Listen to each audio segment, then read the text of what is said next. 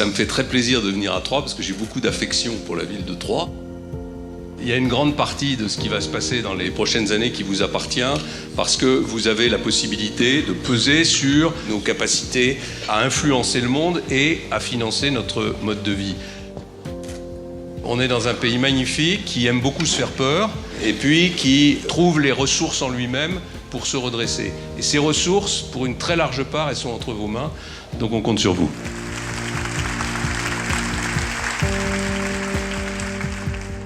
Bonjour Monsieur le Premier ministre, je me présente, je suis une étudiante en première année donc en PGE, programme Grande École, à l'ESC 3.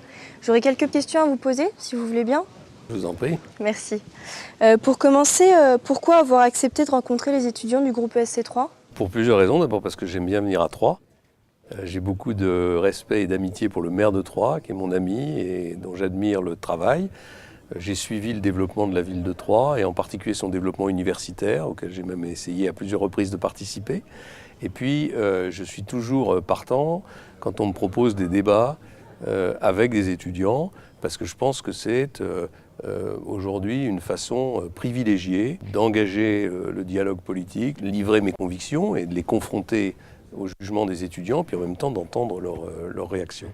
Que pensez-vous d'une école qui permet de réunir autant de profils différents ? C'est-à-dire qu'on a des managers, on a des designers. Je pense que c'est à l'image de ce que doit être la société moderne, c'est-à-dire une société en réseau, une société qui rompt avec le système pyramidal et hiérarchique du passé, une société où on essaye, en mixant les cultures, de préparer des hommes et des femmes qui vont pouvoir exercer des responsabilités très différentes, y compris au sein de leur propre parcours professionnel.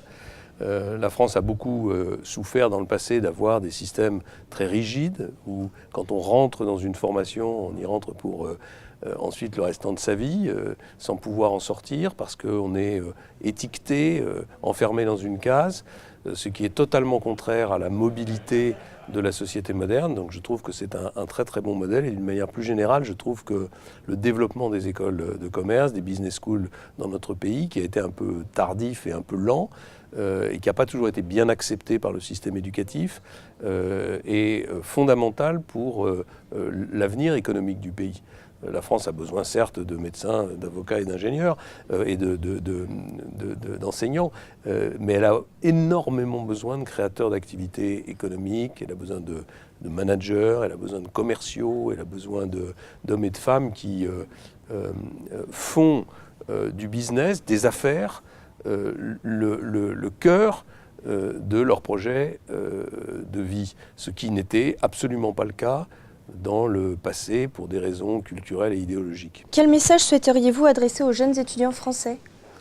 Un message d'espoir et de confiance. La France est un très vieux et en même temps un très grand pays qui, malgré beaucoup de handicaps liés à son immobilisme de ces dernières années, réussit quand même encore à briller dans un certain nombre de domaines scientifiques, culturels, économiques, et qui pourrait être la première puissance économique européenne.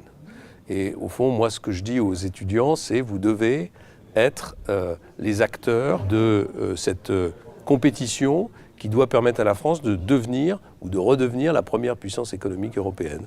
Je pense que dans 10 ans, si la France fait les réformes nécessaires, compte tenu de son génie, compte tenu de ses atouts, elle peut repasser devant l'Allemagne, qui elle a d'autres soucis, en particulier démographiques, et redevenir la première puissance européenne. Je vous remercie beaucoup en tout cas d'être venu au groupe ESC 3 et d'avoir répondu si gentiment à mes questions. Merci beaucoup. Merci beaucoup.